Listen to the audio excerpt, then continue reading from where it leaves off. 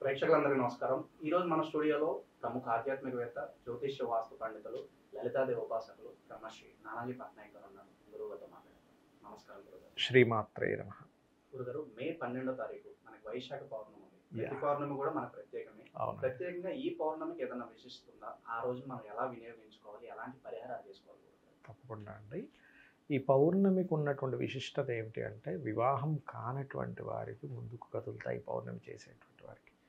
పర్టికులర్గా పౌర్ణమి రోజు చలివిడి అంటారు, మీకు ఐడియా ఉండే ఉంటుంది. బియ్యం పిండితో చేస్తారు. ఆ చలివిడి రెండు మూడు అరటిపళ్ళు, ఆకు, ఒక్క, పానకము, పప్పు ఇవన్నీ పెట్టి చంద్రుడికి చూపిస్తూ లలితా సహస్రనామాలు చదువుతారు ఆ రోజు ఈవినింగ్ టైం. అంటే చంద్ర కిరణాలు దానికి పడుతూ ఉంటే అమ్మవారి ఆ చంద్రుడిని అమ్మవారిగా భావిస్తూ తాటంక యుగలీభూత తపన ఉడుప మండల అంటాం మనం లలితా సహస్రనామాల్లో. అంటే అమ్మవారి యొక్క తాటంకములు సూర్యమండలం ఒకటి, చంద్రమండలం ఒకటట. అలాగా చంద్రుడిగా భావిస్తూ, అదేవిధంగా అష్టమీ చంద్ర విభ్రాజ అలికస్థల శోభితాయే నమః అంటే అమ్మవారి నుదుటి భాగము అర్ధచంద్రాకారంలాగా ఉందట అని చంద్రుడితో పోలికలు, రవితో పోలికలు చాలా ఉంటాయి. భానుమండల మధ్యస్థ భైరవీ భగవాన్ని అంటే సూర్యుడి లోపల భానుమండలంలో ఉన్నావు నువ్వు అనేటువంటి దాంతో చాలా ఉంటాయి మనకి లలిత సహస్రనామాలు. అంటే ఏమిటి, ఈక్వల్ టు నువ్వు మీరు కనుక చంద్రుడిని చూస్తూ చేస్తే అమ్మవారి అనుగ్రహం కూడా అదే రేంజ్లో పడుతుంది, కనబడుతుంది మనకి. సో మనకి ఇక్కడ ఏంటంటే చనివిడి పెట్టి లలితా సహస్రనామాలు ఎవరైతే చదువుతారో ఆ రోజు ఆ చనివిడి సహజంగా ఇప్పుడు తగ్గిపోయింది కానీ కల్చర్. మా చిన్నప్పుడైతే మా నాన్నమ్మ గారు ప్రతి పౌర్ణమికి చనివిడి నైవేద్యంగా పెట్టి ఆ చనివిడి అందరికీ పంచేది. దానివల్ల ఏం జరుగుతుంది అంటే, మనం ఇందాక ఒక వీడియోలో చెప్పుకున్నాం, చిన్న చిన్న విషయాలకి డిప్రెస్ అయిపోతున్నారండి అని. చంద్రబలం ఎప్పుడైతే పెరుగుతుందో ఆ లైట్ ఏం కాదు, ఏమైపోతుంది, నేను కొంపలు మరిగిపోతున్నా, మైండ్ సెట్ చాలా స్ట్రాంగ్ అవుతుందండి. పిల్లలకి మీరు లలిత చదువుతూ ప్రతి పౌర్ణమికి చలివిడి నైవేద్యంగా పెట్టి లలిత చదివితూ ఆ పిల్లలకి పెట్టి చూడండి, మానసికంగా ఎంత స్ట్రాంగ్ అవుతారంటే, అరే ఏమిటి ఇంత స్ట్రాంగ్గా ఉన్నాడు, ఇంత పెద్ద విషయం జరిగితే. ఎందుకంటే అన్నిటికంటే మనకు కావాల్సిన మానసిక దౌర్బల్యం ఉండకూడదు, మానసికంగా స్ట్రాంగ్గా ఉండాలి. ఏం కాదు లేరా వాడు చాలా స్ట్రాంగ్ అంటాం. కండలుంటే స్ట్రాంగ్ అనం, కండలున్న మానసికంగా లేడనుకోండి తట్టుకోగలగాలి. తట్టుకునేటువంటి శక్తి అమ్మవారికి మీరు చేసేటువంటి దీని ద్వారా వస్తుంది. అదొకటి. ఇంకోటి, మనం వివాహ సంబంధించిన విషయాలకి బాగుంటుందని చెప్పాం కదా. ఎవరికైనా సప్తమ స్థానం పాడైపోయింది పూర్తిగా, సప్తమ స్థానం పాడవడం అంటే వాళ్ళ లగ్నం నుంచి 7th లార్డ్ పాడైపోతాడు, 12th హౌస్ పాడవుతుంది కొంతమందికి, శుక్రుడు పాడవుతాడు, కుజుడు పాడేయడం, వివాహాలు అవుతుందరగా 30, 35, 40 కూడా వచ్చేస్తుంటాయి. అలాంటి వారు కనుక ఈరోజు పౌర్ణమి రోజు, ఎందుకంటే మనకి దేవీ భాగవతంలో స్పష్టంగా అమ్మవారి చెప్పింది పౌర్ణమి, అమావాస్య, చతుర్దశి, అష్టమి, నవమి.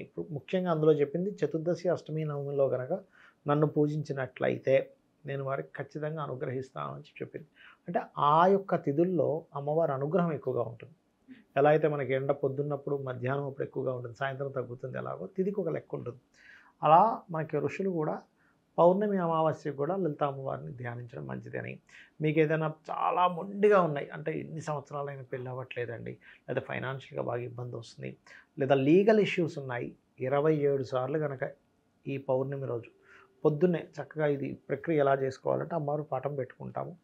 వీలైతే మీరు ఒక్కరు చేసుకుంటారా, మీ కుటుంబ సభ్యులు అందరూ కలిసి లలిత చదువుతారా, లేకపోతే కొంతమంది బ్యాచ్, కొంతమంది ఫామ్ అవుతారు ఒక కాలనీలో, అలా 10 మందో 11 మందో కూర్చొని, ఒక 20 మందో వాళ్ళందరూ కూర్చొని మీరు కనుక చదవడం ప్రారంభిస్తే, ఫస్ట్ ఇది ఎలా అంటే పటం పెట్టుకుంటాం, చక్కగా అలంకరణ చేసుకుంటాం, ధూపదీప నైవేద్యాలు, పంచోపచార పూజ అయిపోయిన తర్వాత చక్కగా మీరు లలిత చదివి హారతిస్తారు. ఏదో ఒక పండు పెడతారు అక్కడ నైవేద్యంగా, ఏ యాపిలో, బనానానో, లేకపోతే ఏదో ఒకటి పెట్టి అలా మనకి 9 సార్లు అయిన తర్వాత గ్యాప్ తీసుకుంటాం, ఎందుకంటే ఇంతసేపు చదివేరుగా కంటిన్యూస్. అదే ఫలాలను మీరు చక్కగా నైవేద్యంగా తినొచ్చు, తప్పేం లేదు. అంతేగాని అయ్యో సాయంత్రం వరకు ఏమీ తినకూడదండి, 27 టైమ్స్ ఎవరికి వెళ్ళి ప్రసాదానికి తప్పులేదు.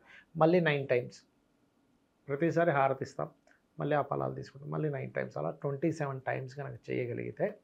ఇంకొంతమంది నిర్జలం అంటే నీరు కూడా తీయకుండా చేస్తారంటే అంత కఠినంగా చేస్తారు, కానీ అనారోగ్యంతో ఉన్నారు, హెల్త్ బాగాలేదు, అలా ఏం చేయక్కర్లేదు, చక్కగా ఈ రకంగా చేసుకోవచ్చు, తప్పేం కాదు. చేస్తే ఎటువంటి కష్టమైనా పోతుందండి, అందులో సందేహం లేదు. అయితే ఇందులో ప్రత్యేకంగా మనం ఈ వివాహానికి అనుకున్నాం కాబట్టి వీలైతే మేము మొత్తం చదవలేదండి అని అనుకుంటే పౌర్ణమి రోజు చూస్తూ చంద్రుణ్ణి చూస్తూ ఓం కామేశబద్ధ మాంగళ్య సూత్ర శోభిత కందరాయ నమః ఇది చేసుకోవచ్చు. రోజు కనుక ఎవరైనా ఈ మంత్రం చదివితే ఒక 40 నిమిషాలు వాళ్ళకి వివాహ దోషాలు ఓడిపోతాయి. రెండవది మంచి సంబంధం వస్తుందండి. అమ్మవారే సంబంధం తీసుకొస్తుంది. దీనికి మనకి ఏమిటండి ప్రూఫ్ అంటే దేవీ భాగవతం చదవండి.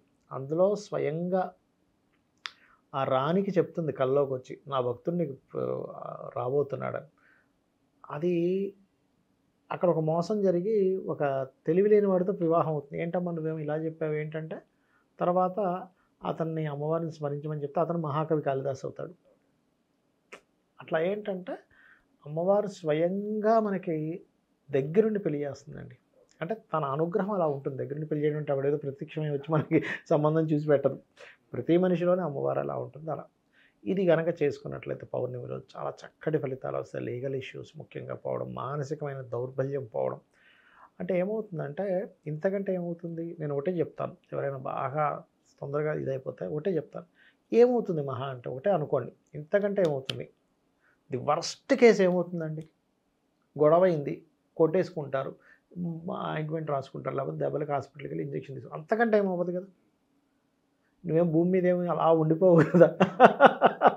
ఏమి ఈ ప్రపంచంలో ఇలాంటిది ఎవడూ ఫేస్ చేయలేదు. ఒకటే అనుకోమంటా నేను. ఇలాంటి సిచ్యువేషన్ ఎవరు ఫేస్ చేయలేదా ఇప్పటి వరకు, చేసే ఉంటారు. కొంతమందికి అప్పులు ఉంటాయండి. అమ్మో అప్పులు ఏమిటి పరిస్థితి, నేను ఒకటే అంటాను. ఏమి ఈ ప్రపంచంలో ఎవడు అప్పు చేయలేదా, ఎవడు ఫేస్ చేయలేదా, నువ్వే ఉన్నావా భూమి మీద ఫస్ట్? కాదుగా. ఇలాగే ఉండిపోతుందా జీవితం?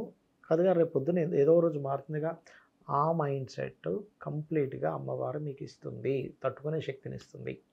అది అయితే చాలామందికి ఏంటంటే ఏమంటే లలిత సహస్రనామాలు కొంతమంది చదవకూడదు అంటారు. అదేమీ లేదండి. లలిత అందరూ చదవచ్చు.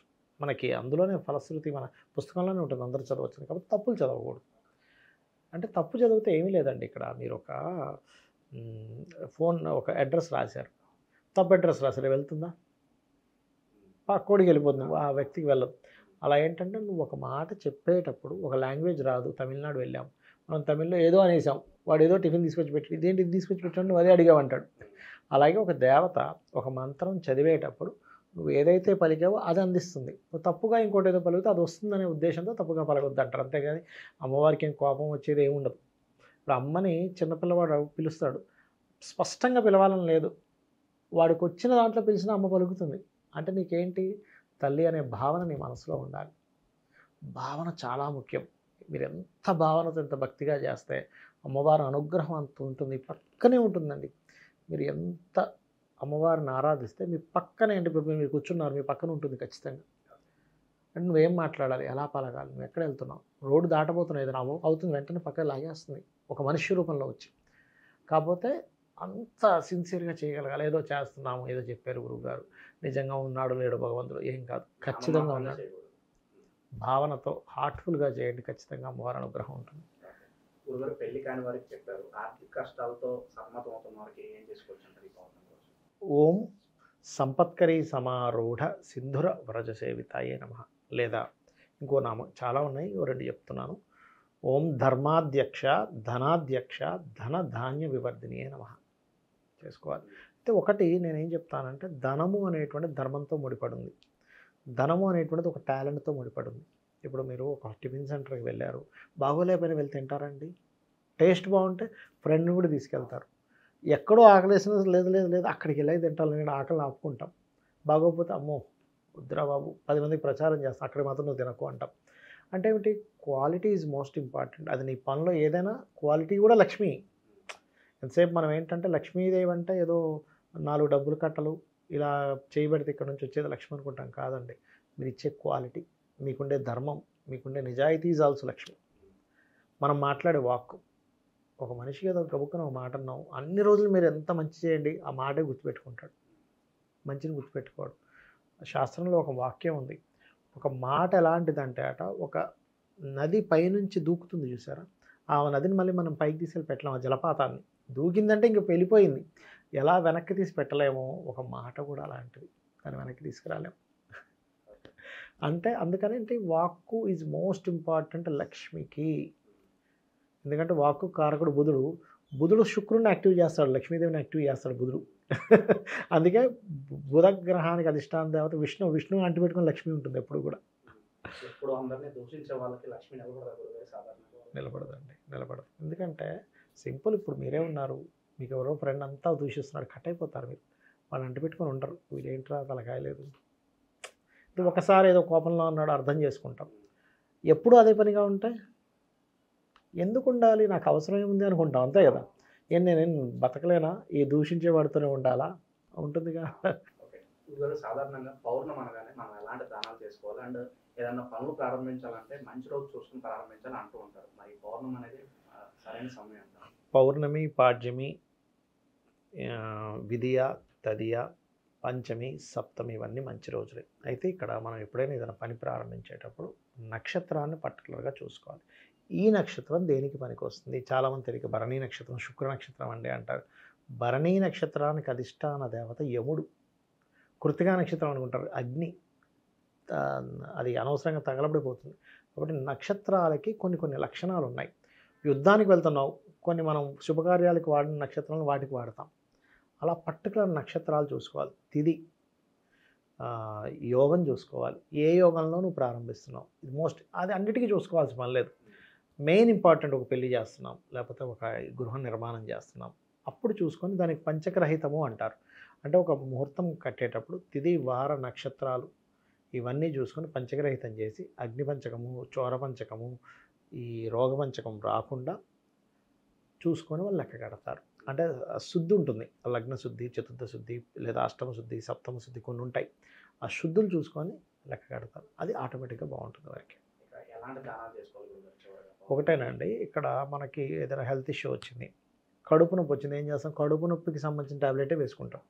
అలా కాదండి, కడుపు నొప్పికి ఇది 5 రూపాయల ట్యాబ్లెట్, దీనికంటే 200 రూపాయల ట్యాబ్లెట్ ఒకటి ఉంటుంది, అది అసలు వేసుకోండి.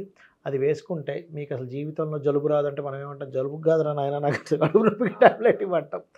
అలాగే మీకు ఏ ప్రాబ్లం ఉంది ఈజ్ మోస్ట్ ఇంపార్టెంట్.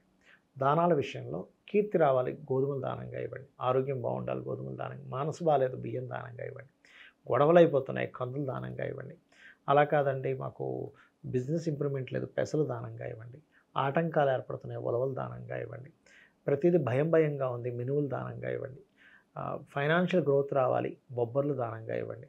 ప్రతిదీ స్లో అవుతుంది, నువ్వులు దానంగా ఇవ్వండి, తెల్ల నువ్వులు. అలా చేస్తే కనుక, అలా కాదు కొంచెం గురుబలం పెరగాలి, శనగలు దానంగా ఇవ్వండి. అది వైశాఖ పౌర్ణమి రోజు ఏ విధమైన పరిహారాలు చేసుకోవాలి, ఎలాంటి దానాలు చేసుకోవాలి, చాలా బాగా వివరించారు. ధన్యవాదాలు. శ్రీమాత్రే నమః.